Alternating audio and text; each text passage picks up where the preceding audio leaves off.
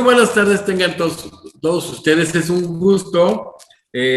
continuar hoy en este ciclo de conferencias, en este Congreso Internacional de Derecho Ambiental, en homenaje al doctor Néstor Caferata. Y hoy es un gusto tener con nosotros a la doctora Damaris María Vargas Vázquez de Costa Rica, a quien hemos designado plenariamente miembro honorario, pero está en condiciones bien interesantes, vaya, en lo que es la academia, lo que es la pedagogía constitucional, lo que es querer a Néstor Caferata, lo que es querer estar en la academia. Doctora, muchísimas gracias y gracias por ese enorme esfuerzo. Hola, José de Jesús, un placer saludarte y a todas las personas que nos están escuchando. Muchísimas gracias, es un honor para mí, pues que me hayan invitado a una actividad tan importante. En realidad, mi aprecio y mi admiración enorme por Néstor Caferata y por ustedes también que están hoy extendiéndonos en un sábado.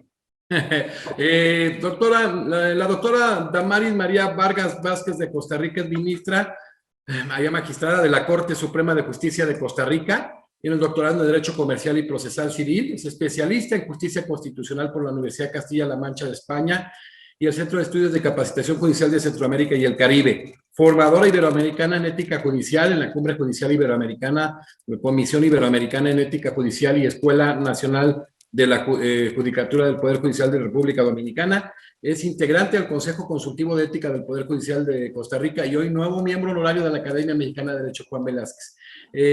Va a adoptar ella y va a desarrollar un tema muy interesante que son los retos y desafíos de los gobiernos judiciales modernos en temas ambientales.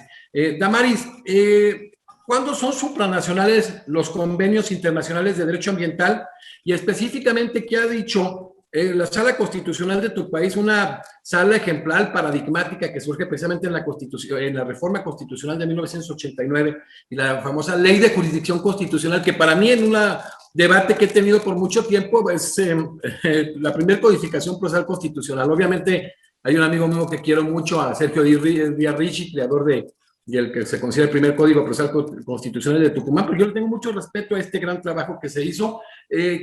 ¿Cuándo son supranacionales, Damaris?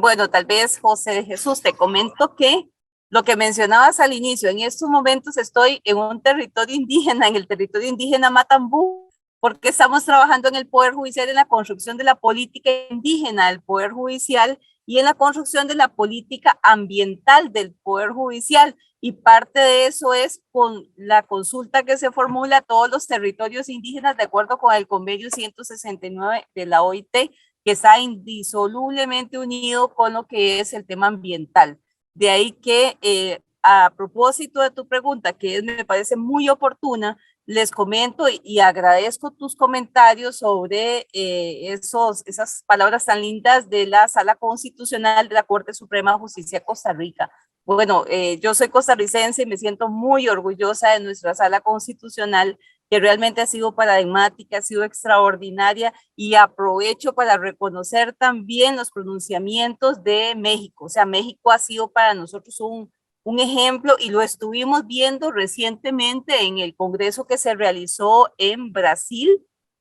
sobre una reciente resolución que se emitió en el tema ambiental, realmente extraordinario, que va en línea con muchos pronunciamientos de Francia, de Noruega, de diferentes países que se han venido emitiendo y que vamos en una misma línea, me parece a mí, las personas juzgadoras en materia ambiental. Volviendo al tema de nuestra sala constitucional,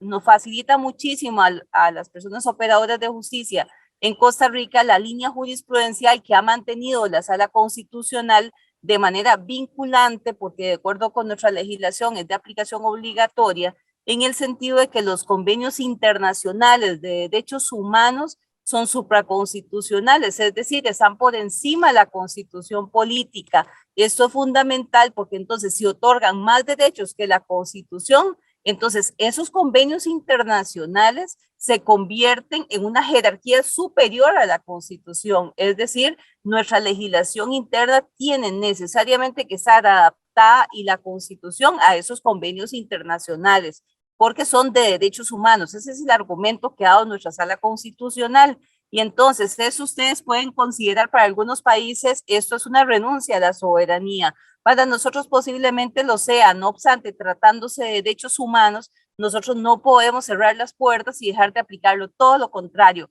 y en materia ambiental eso es fundamental. Así que desde el año 1993 hasta la actualidad, nuestra Sala Constitucional sigue en la misma línea de que los convenios internacionales de derechos humanos y concretamente los de materia ambiental están por encima de la Constitución política, se otorgan mayores derechos. Muy interesante. Yo recuerdo que se analizaba estos alcances por ahí Carlos Ayala Carao, cuando la cuestión de los Países Bajos lo otorgaba, y ya algunos países lo estaban a nivel constitucional, pero ahora con el tema del mismo sistema interamericano, la jurisprudencia de la Corte Interamericana y bueno, el acatamiento con base al artículo 1.1 y 2 de la Convención, se está entendiendo el tema profundamente. ¡Qué maravilla! Damaris, ¿qué señala el artículo 50 de la Constitución Política de Costa Rica en relación al medio ambiente? Bueno, nuestra constitución política en realidad es del año 1949, pero en el 49 ese tema no se consideró. No obstante, la Sala Constitucional venía desarrollando el concepto de desarrollo sostenible. No obstante, se generó una reforma a la constitución política a fines de los años 90, donde se vino a establecer elementos clave. No les voy a leer el artículo porque es un poquito grande, pero sí enfatizar que plantea lo que es la fórmula desarrollo sostenible, el equilibrio entre el desarrollo del país y el respeto a la normativa ambiental. Y algo fundamental también es la legitimación amplia que se presenta en materia ambiental, sobre todo mucho interés cuando estamos hablando de procesos supraindividuales, de intereses difusos. En eso es esencial para la protección del ambiente. De igual manera, se establece el respeto que tiene que darse a las futuras generaciones en la equidad intrageneracional e intergeneracional, que esto es esencial, y más recientemente se le agregó a esa norma una referencia a lo que es el derecho al agua como un derecho humano y también la importancia de la priorización en la asignación del recurso hídrico, que primero tiene que ir a las poblaciones y después a otros sectores, de manera tal que nunca podríamos priorizar la industria, el sector turístico y dejar de lado lo que son las poblaciones. Eso generó algunos procesos judiciales, pero ya insertado en la constitución política, eso queda pues clarísimo. Por supuesto que eso se deriva también de varios convenios internacionales, pero es mejor que esté claro directamente en la constitución política. Así que la clave, por lo menos en el caso de Costa Rica, en la constitución política, es ese artículo 50 de la constitución, basado sobre todo en lo que son los convenios internacionales, muchos de los cuales están mucho más avanzados de lo que es nuestra misma constitución política, pero para nosotros no ha sido una limitante, porque para eso tenemos ese lineamiento de la Sala Constitucional que les digo que es vinculante, es decir, de aplicación obligatoria para todas las personas operadoras de justicia. Damaris, doctora, ¿qué tratados internacionales de derechos humanos específicamente en el tema ambiental fueron los que tuvieron mayor incidencia en este artículo 50? Bueno, realmente no podría decirte alguno en particular. Podría enfatizarte que se empezó a adquirir esa conciencia desde el convenio de Estocolmo. Ahora ya hablamos de Estocolmo más 50, ¿verdad? Los convenios de cambio climático, los desarrollados en Brasil, en Río, Río más 10, Río más 20, convenio de Kioto, todos esos convenios realmente han venido inspirando primero la creación o la inclusión en la constitución política de esta norma y después cómo se ha ido delineando por jurisprudencia su contenido, porque igualmente la Sala Constitucional nos plantea que una cosa es la constitución formal y otra cosa es la constitución material. Esta última realmente tiene una gran riqueza porque incorpora todos los valores, todos los principios y toda esa evolución que hemos venido teniendo pues a través del tiempo. Entonces podría decirte que se ha inspirado en varios convenios internacionales anteriores, pero que ha ido cobrando vida esta norma y la forma en que nosotros la hemos venido interpretando de acuerdo con los nuevos convenios internacionales, últimamente París, los últimos que han venido gestándose en materia ambiental, que cada vez son más continuos porque cada vez tenemos más responsabilidades al respecto. Damaris, qué interesante y qué importante. Hablábamos de esta sala constitucional que es paradigmática. Tenemos algunas que habían operado de algún tiempo, en el caso de la venezolana, la paraguaya, pero esta sala de verdad está haciendo un trabajo extraordinario. Tengo el gusto de conocer a varios de los lados de la sala. ¿Hasta dónde ha avanzado la sentencia de la sala? Digo, hablamos ahorita en estos días de lo que ha generado en la Corte Suprema de Argentina en temas ambientales, lo que ha venido haciendo, por ejemplo, la Corte Suprema de Colombia, que ha hecho muchas cuestiones, muchos pronunciamientos muy importantes con una interpretación con autonomía procesal constitucional delegada, esto que le llaman activismo. ¿Cómo ha sido la jurisprudencia precisamente de la sala? La sala constitucional está asumiendo el conocimiento de la mayoría de los asuntos ambientales a través de recursos de amparo. Esto ha sido extraordinario porque el recurso de amparo en Costa Rica ha venido a fortalecer la democracia al permitirle a la ciudadanía acceder a la administración de justicia de una manera económica, porque no se requiere nada, la persona puede hacerlo, no necesita de un abogado o una abogada litigante que le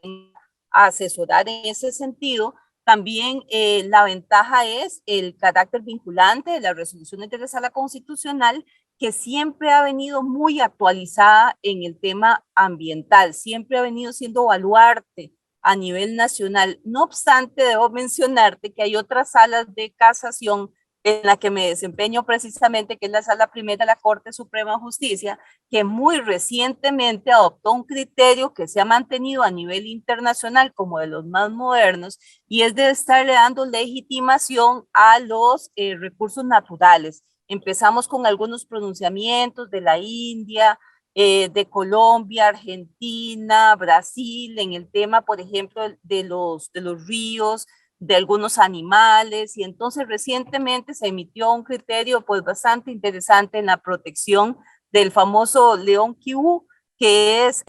un animal que se tenía en cautiverio en Costa Rica y realmente el trato que se le dio no fue el adecuado, y se retoma en este pronunciamiento todas estas líneas jurisprudenciales de diferentes países que vienen radicalmente a actualizar a través de una hermenéutica evolutiva ciertas normas que quizás han estado por mucho tiempo, pero que los requerimientos que plantea la situación actual climática exige cambios de parte de nosotros como personas juzgadoras. Entonces, y otro aspecto significativo también es la estabilidad que se ha dado sobre la protección a los recursos naturales, es decir, progresivamente y atajando, bueno, es una palabra muy popular,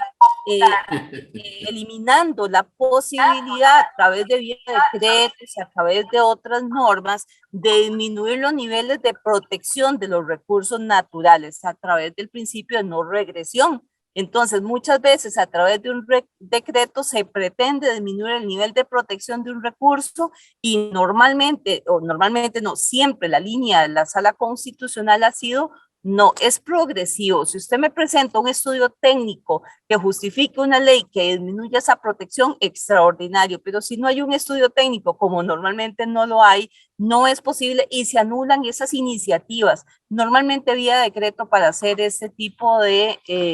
disminución de la protección, e inclusive a veces se hacen a través de vía legal, como sucedió con un proyecto de ley extraordinario que se aprobó en la Asamblea Legislativa, que es la Ley de Gestión Integral del Recurso Hídrico, pero en uno de los aspectos en concreto se estaba en principio disminuyendo los niveles de protección del recurso hídrico sin un criterio técnico, y la Sala Constitucional dispuso anular esa ley. En esos momentos está en la Asamblea Legislativa en procura de mejorar esos detalles que realmente no lo hicieron viable constitucionalmente.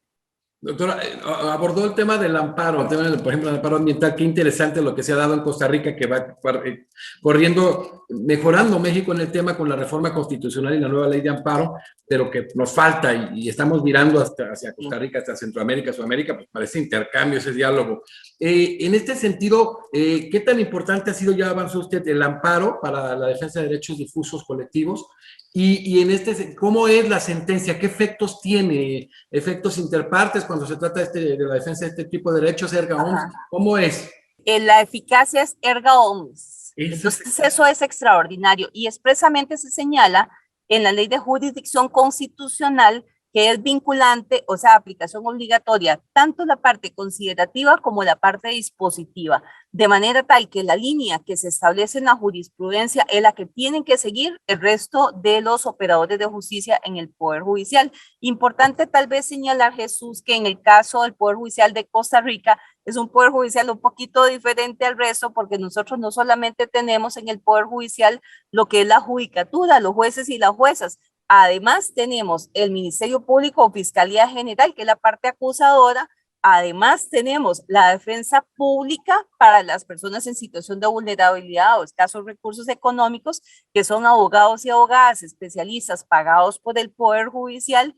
Y tenemos inclusive dentro del Poder Judicial lo que es el organismo de investigación judicial, que es una policía técnica del Poder Judicial, no del Ejecutivo ni de otros poderes, sino solamente nuestra para las investigaciones de nuestros casos y que el aporte que nos da en materia ambiental es extraordinario. Además de todo el ámbito administrativo que ha sido pues un gran apoyo en la parte ambiental, en el plan de gestión ambiental que también tiene la institución para cumplir con los estándares que se establecen a nivel nacional por el Ministerio de Ambiente y Energía para todas las instituciones, muy especialmente para una mega institución como es el Poder Judicial de Costa Rica, que tiene, de acuerdo con nuestra población, que es de poco más de 5 millones de habitantes, son 13,000 y resto de personas que laboramos para la institución. Entonces, es muy importante saber que el reconocimiento de excelencia ambiental que tenemos en la parte de gestión ambiental. No obstante, sí, estamos desarrollando en estos momentos lo que les decía al inicio de la charla,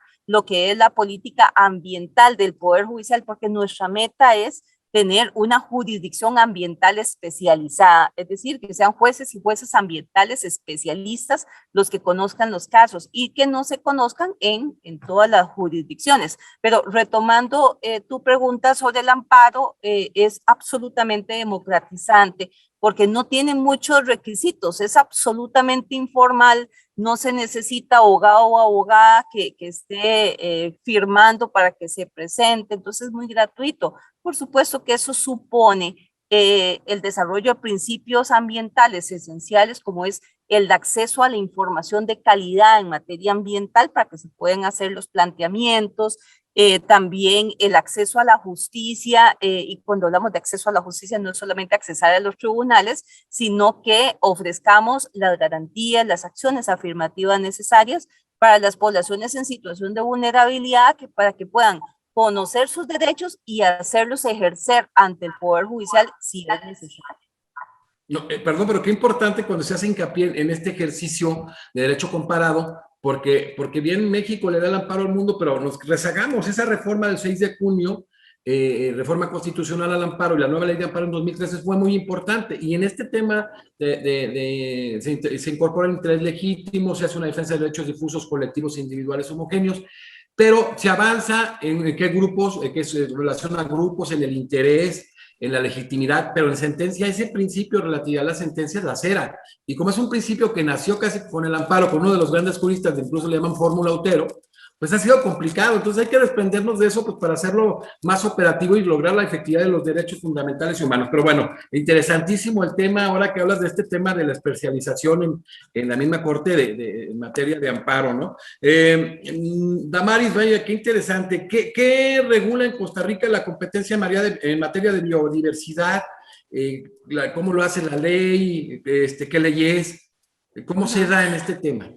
Ajá. Nosotros, como te comentaba hace unos minutos, en Costa Rica no existe una jurisdicción ambiental especializada, pero hay un artículo que es el 108 de la Ley de Biodiversidad que se creó con ocasión del convenio de biodiversidad. Apenas se implementó el convenio de biodiversidad. En Costa Rica trabajamos en la creación de esa ley que a mí me parece que es extraordinaria. Y el artículo 108 señala, mientras no existe una jurisdicción ambiental especializada en Costa Rica, los asuntos ambientales van a ser atendidos por regla general por la jurisdicción contenciosa administrativa y por vía de excepción en materia de delitos por los tribunales penales en conflictos entre particulares que no estén relacionados con bienes de dominio público o no medio un acto administrativo por la jurisdicción agraria. Pero esos son atisbos que presenta el artículo 108. Pero si nosotros nos vamos a las estadísticas institucionales,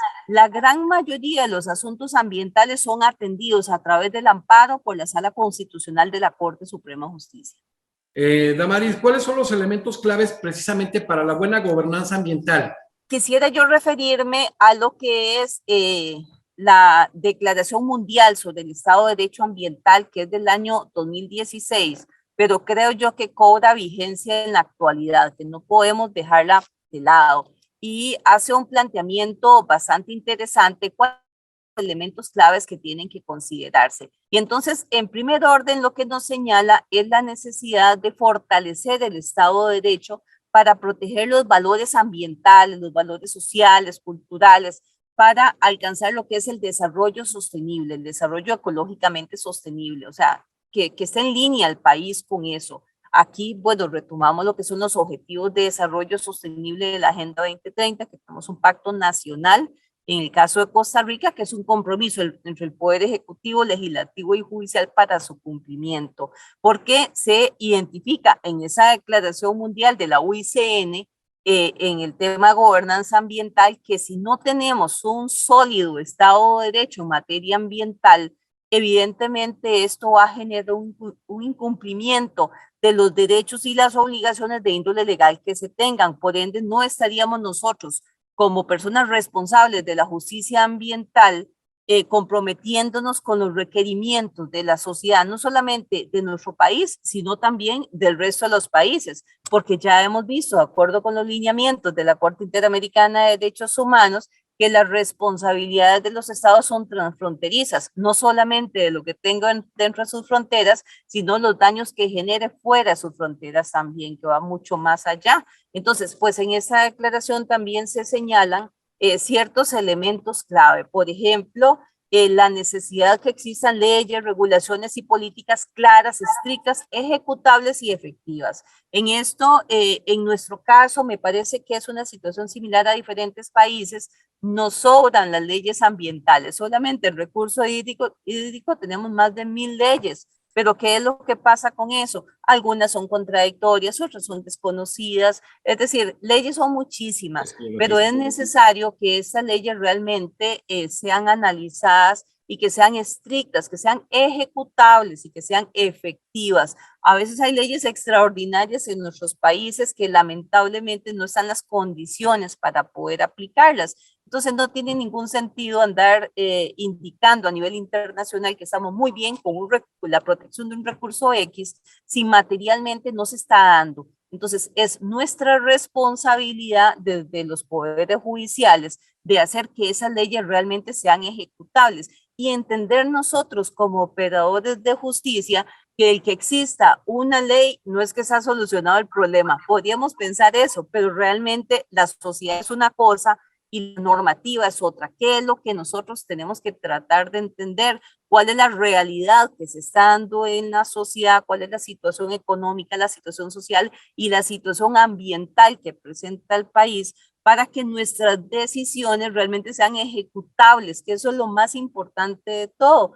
Muchas veces no emitir sentencias bellísimas apenas para enmarcar que realmente no son ejecutables, o sea, no tienen ningún valor agregado al problema en particular. Entonces, ese tema es un elemento clave en la buena gobernanza ambiental, que tengamos esa claridad. De la misma manera, otro aspecto que se ha identificado en doctrina y en esta declaración son procesos justos e inclusivos para lograr el cumplimiento de los altos estándares de calidad ambiental, que son procesos justos e inclusivos, que consideren la situación de las poblaciones en situación de vulnerabilidad. Estoy haciendo referencia a poblaciones indígenas, poblaciones en situación de discapacidad, migrantes, refugiados, personas adultas mayores, personas en condición de pobreza, personas desplazadas por motivos ambientales, todos esos sectores y otros que ni siquiera menciono y que se han ido incrementando a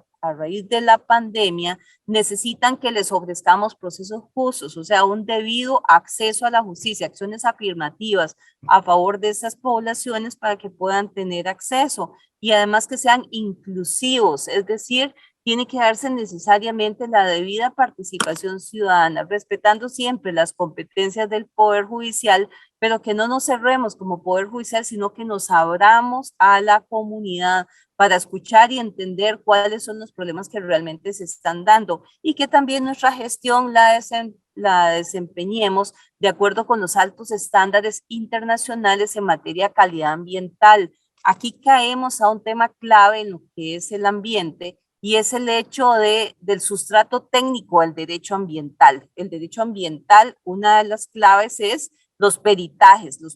que se realicen, que normalmente son interdisciplinarios, pero son muy costosos y países como el nuestro, que están en vías de desarrollo, necesitan de ciertas iniciativas, cierta solidaridad a nivel de Estado para que estos peritajes vengan a desarrollarse adecuadamente en los procesos ambientales y nos permitan emitir sentencias justas y más que justas, sentencias ejecutables que vengan a reforzar lo que es que los recursos que se obtengan vayan a que los recursos dañados vuelvan a su estado original en la medida de las posibilidades. Entonces, nuestra normativa en estos momentos está planteando que si se obtienen recursos, digamos, de contaminaciones a una comunidad, que esos recursos,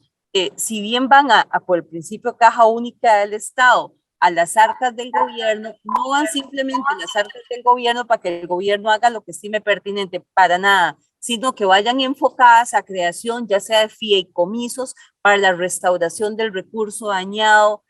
cuentas especiales para fortalecer ciertos recursos en el caso de daño ambiental. Estoy hablando de intereses colectivos, ¿verdad? Cuando no es una persona la que ha resultado afectada, sino cuando es una colectividad, aunque la persona, lo individual, tenga legitimación para plantearlo, pero esos recursos tienen necesariamente que enfocarse en la reparación de los recursos. Entonces, ese es un tema fundamental en lo que es una buena gobernanza que tiene que desarrollarse desde los diferentes poderes del Estado y el Poder Judicial juega un papel fundamental. De igual manera, tiene que considerarse el respeto a los derechos humanos que están consagrados en los convenios internacionales ambientales, que para el caso de Costa Rica les señalaba son de carácter supraconstitucional, pues están por encima de la Constitución, en tanto otorguen mayores derechos que la misma Constitución, y también decisiones judiciales independientes y oportunas para la solución de las controversias.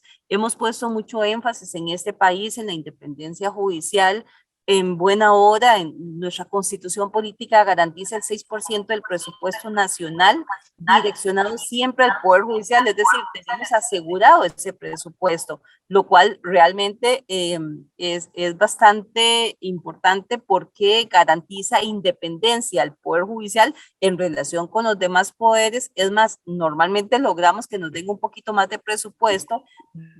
del que tenemos derecho por la constitución política, porque los requerimientos cada vez son mayores, pero esto garantiza independencia judicial junto con fortalecer el respeto a las decisiones de las personas juzgadoras, pero no es suficiente con respetar esas decisiones, sino que es necesario fortalecer las competencias de las personas que van a tomar decisiones en los procesos ambientales. Por eso es que otro de los aspectos que se mencionan en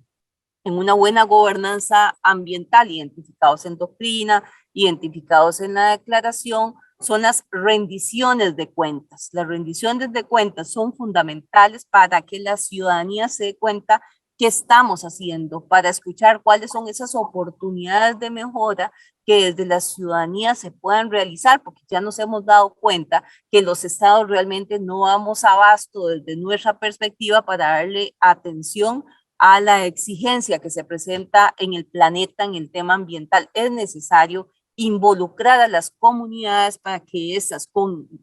información de calidad puedan participar en esas tomas de decisiones. Esto es indispensable, de ahí que el acuerdo de Escazú sea urgente en su planteamiento. Acuerdo de Escazú que podíamos aplicar muchos de los elementos que se mencionan si hacemos amarre con las diferentes convenciones internacionales, pero tiene la gran valía, el gran aporte ese convenio de Escazú, que ya es más concreto sobre algunos aspectos, garantizando que se materialice realmente la participación ciudadana, el derecho a la información y el acceso a la información. Entonces, creo que las rendiciones de cuentas que se exigen en los informes de gestión para la ciudadanía, no para el mismo Poder Judicial, sino dirigidos o enfocados en la ciudadanía, es fundamental, ¿verdad? Para ir mejorando cada vez la gestión. De la misma manera, las auditorías ambientales, en el caso de nosotros, por ejemplo, una línea de Poder Judicial es que los edificios que se construyan y los que tenemos actualmente tienen que cumplir con las certificaciones a nivel internacional en materia ambiental, y hasta el momento lo estamos logrando con bastantes sacrificios, pero lo hemos logrado y eso es fundamental. Y también en el caso nuestro tenemos el plan de gestión ambiental, que es una exigencia legal para todos los poderes judiciales. En el caso de nosotros tenemos en buena hora excelencia ambiental, porque tenemos que proyectar también ante las comunidades cuál es una buena gestión ambiental de nosotros como institución, pero no olvidar también el tema de decisiones que tomemos, decisiones que tienen que ser transparentes, tienen que estar basadas en la ética, en la integridad, en la lucha contra la corrupción, que en materia ambiental el tema pues es bastante delicado cuando sabemos que hay proyectos enormes, proyectos de gran impacto, y nosotros como operadores de justicia somos defensores de derechos humanos. Tenemos necesariamente que ir más allá de eso y siempre estar atentos a las exigencias que plantea el planeta en estos momentos. De ahí que necesariamente tenemos que estar altamente informados en relación con eso. Básicamente esos son aspectos esenciales en el tema de gobernanza ambiental, junto con, por supuesto, la aplicación de los principios generales, principios emergentes y que se plantean en la declaración, que son los que nosotros conocemos en materia ambiental, que no vengo a citarlos aquí en concreto, pero los conocemos y se han desarrollado en las extraordinarias exposiciones que han hecho quienes me han antecedido, y nunca debemos dejarlos de lado las personas juzgadoras. Tenemos que resolver de acuerdo con esos principios, porque no salen de la nada, salen precisamente de los convenios internacionales, que son los que nos dan línea para todos los países, en el caso nuestro de manera supraconstitucional. Damaris, qué importante en esta consolidación de la democracia la buena gobernanza ambiental, pero ya hablaste tú de las personas defensoras de derechos humanos en el tema de la tutela multinivel, esta tutela de doble fuente. Cuando hablamos precisamente de la protección de las personas defensoras del medio ambiente, ¿cuáles son los lineamientos que ha generado la Corte Interamericana de Derechos Humanos en el tema? Bueno, tal vez te comento, y me llamó la atención, hace poco tuvimos una sesión de trabajo con una organización internacional que es defensora de los pueblos indígenas en Costa Rica. Costa Rica tiene unas medidas cautelares planteadas por la Comisión Interamericana de Derechos Humanos para obligándonos a dar seguridad a la vida y a la integridad de las personas indígenas. Y ellos nos decían, defensores de derechos humanos no somos solamente los particulares, las organizaciones, las ONGs, los jueces y las juezas son defensores de derechos humanos. Y entonces realmente te menciono esa visión, porque a veces nosotros pensamos, no, si estamos haciendo lo que la normativa dice que son nuestras funciones, pero realmente el abordaje que ha establecido la Corte Interamericana de Derechos Humanos en la protección de los derechos de las personas defensoras de derechos ambientales se los aplica plenamente, pero también cubre o cobija a estas ONGs, a estas personas de diferentes sectores. Y la Corte ha sido enfático en el sentido del deber de facilitar todos los medios necesarios para que esas personas defensoras de los derechos humanos realicen libremente sus actividades, protegerlos cuando son objeto de amenazas para evitar atentados a su vida y su integridad, abstenernos de establecer barreras u obstáculos que les permitan a ellos o que les dificulten de alguna manera realizar su labor o las investigaciones serias y eficaces de los aspectos en que ellos están enfocados directamente, la relación entre la protección del medio ambiente y la realización de los otros derechos humanos, es decir, el vínculo indisoluble que tiene que haber, ya lo veíamos en la opinión consultiva 23-17, donde se viene a plantear que los derechos ambientales no están separados del resto de los derechos humanos, que al contrario son herramientas que les permiten desarrollarse de una mejor medida. Entonces, por eso es tan importante la protección de las personas defensoras de los derechos humanos, establecer medidas provisionales relativas a los derechos de esos miembros de los pueblos indígenas y la conexión especial de estos con la tierra. Realmente nosotros venimos a comprender esta situación cuando nos metemos en los territorios indígenas, cuando empezamos a indagar un poquito sobre su cosmovisión, porque si lo hacemos desde nuestra perspectiva como personas no indígenas, aunque nuestros ancestros sean indígenas, realmente no captamos realmente qué es lo que se puede dar, pero cuando ya empezamos a involucrarnos con esas poblaciones, nos damos cuenta que desde sus ancestros hasta la actualidad están altamente comprometidas con lo que son los recursos naturales y su protección. Entonces, los niveles de protección que tienen que darse a esas poblaciones tienen que ser, garantizarles que puedan sostener su vida, sostener su integridad y seguir luchando por lo que son sus derechos. También un aspecto fundamental es la muerte, cómo se van a hacer los abordajes de la muerte de los defensores de los derechos humanos ambientales, porque cuando se amedrenta, cuando se daña a una de estas personas, realmente debilita o posiblemente debilita, no siempre sucede así, a otras personas u organizaciones que están defendiendo el ambiente. Tenemos más bien que fortalecerlos. Entonces tenemos que ocuparnos mucho en los poderes judiciales, y es un tema de gobernanza también, de establecer protocolos de intervención inmediata, protocolos para tratar esas situaciones de afectaciones a personas defensoras de derechos humanos ambientales. En el caso de nosotros en Costa Rica, tuvimos un caso que podíamos identificar en ese sentido de protección de las tortugas, y ya en buena hora la visión que tenemos en Costa Rica no fue siempre así, es que los delitos ambientales son también parte de crimen organizado, no están separados de eso, sino al darles un tratamiento integral con crimen organizado, da cierta garantía de un tratamiento más rápido, más eficaz, con una visión más integral realmente de lo que se pueda estar dando, y por ende nos obliga también a proteger aún más a esas personas defensoras de los derechos humanos. Y no es porque queramos hacer bien las cosas, sino es una exigencia para los estados y que vienen establecidas desde la Corte Interamericana de Derechos Humanos, basados en los convenios internacionales que ya vienen establecidos. Entonces es nuestro deber hacerlo, nuestro deber de estar estableciendo ese tipo de acciones de manera oportuna. No podemos tener respuestas lentas, porque entonces sería casi que una denegación de justicia en los términos de la Sala Constitucional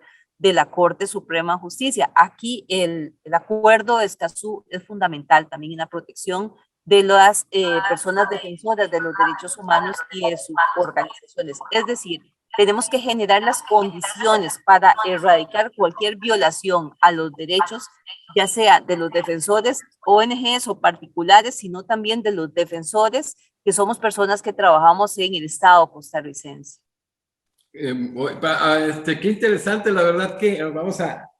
ponderar al final lo que estás haciendo en este momento, bifurcando, ¿no? De estar aquí en el tema, pues de alguna manera de pedagogía constitucional y haciendo, generando esta protección de intervención inmediata, de una buena gobernanza, que ahí estás en el campo trabajando, pero para cerrar y sin el objetivo de ser tautológicos, sino al contrario conclusivos, ¿cuáles son esos retos? ¿Cómo los podríamos concluir esos retos y desafíos de los gobiernos judiciales modernos, específicamente en estos temas ambientales, Damaris?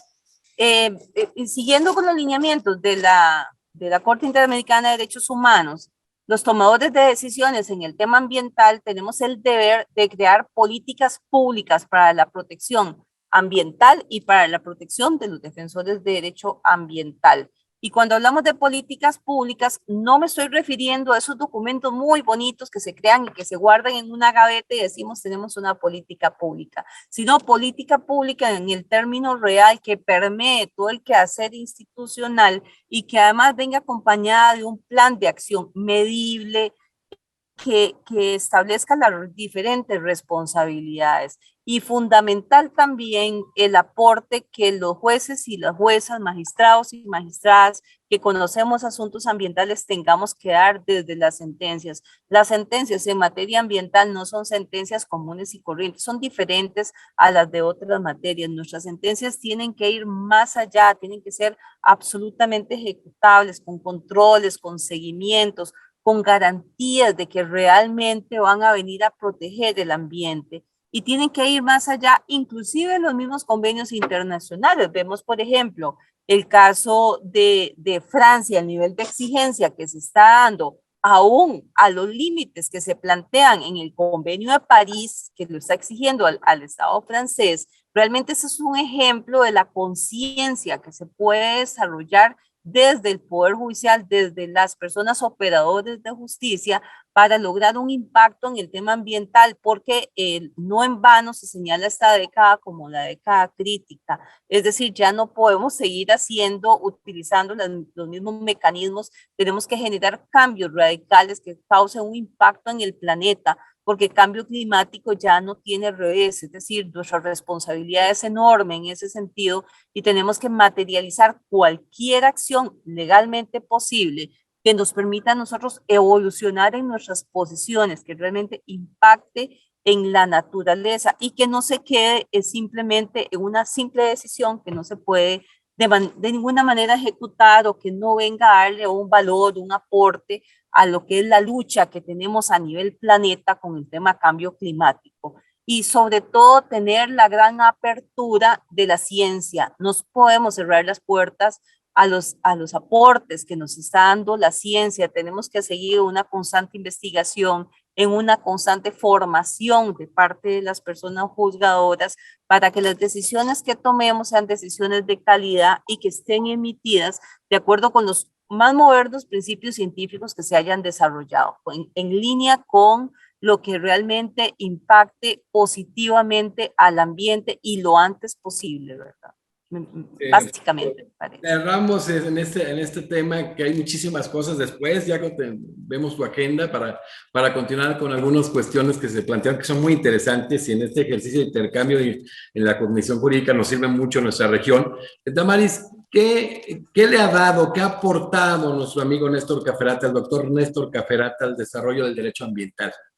Bueno, Néstor, como decirte que ha aportado ha sido extraordinario y en primer orden diría yo que su calidad humana, ser una persona tan accesible, sin contar con todos sus aportes en los diferentes congresos en los que hemos tenido el honor de escucharle, en toda la información que nos ha suministrado para nosotros poder resolver los asuntos que tenemos pendientes, en sus aportes doctrinarios que han quedado ahí y en sus conferencias. Sus conferencias han sido realmente extraordinarias, así que yo creo que pocas personas tienen el honor de desarrollar un congreso de esta naturaleza a nivel mundial con personas extraordinarias, refiriéndose al tema ambiental. O sea, ya de por sí ese es un grandísimo aporte de parte de Néstor y quienes hemos tenido el honor de ser sus amigos, de ser sus compañeros de luchas también. Y el ejemplo que él nos ha venido dando nos inyecta también de esperanza, nos inyecta energía para seguir adelante. Esto ha sido esencial realmente. Muchísimas gracias, Damaris. Es un gusto haberte tenido en este congreso, con el amigo, con el jurista, todas las vertientes que podemos hablar de Néstor Caferata. Y es un gusto también para la Academia Mexicana de Derecho Juan Velázquez tenerte como parte del Congreso Internacional de Derecho Ambiental en homenaje a Néstor Caferata, al doctor Néstor Caferata. Y bueno, pues gracias y te recepcionamos como miembro honorario de la Academia. Nos da muchísimo gusto todo el aporte que se ha venido generando. Te felicitamos porque estás en campo en un día complicado que podría ser más fácil trabajando de lleno, pero entendiendo la esencia misma, pues, del trabajo que se tiene que venir abordando desde la magistratura constitucional y ahora también con el tema de la pedagogía constitucional que estás aquí con nosotros. Muchas gracias, doctora Damaris María Vargas Vázquez. Gracias, José Jesús. Realmente la calidad humana de los mexicanos, y sos un ejemplo de ello, le motiva muchísimo a uno a seguir en este tema y esa es una oportunidad muy linda en un territorio indígena abordando precisamente estos temas. Muchísimas gracias y es un honor para mí haber participado en este importante congreso y ahí estoy a la orden en todo lo que pueda apoyar y por supuesto atenta a todas las conferencias que han estado extraordinarias. No, y la verdad que, por ejemplo, en lo particular a mí Costa Rica, el cariño, aparte que me encanta, tengo que estar viendo constantemente, tengo muchísimos amigos desde originalmente Paulino Mora Mora, en paz descanse, que fue presidente de la Corte, Daniel González Álvarez, que es de mis también grandes amigos, Andrés su hijo, Víctor Orozco, nuestro magistrado como un amigo, el ministro Solano, o sea, hay muchísimos, Olazo, Jorge Olazo. y que te van a saludar, siempre también me hizo la recomendación, oye, no puede faltar, pues no va a faltar, ya está ahí, y me decían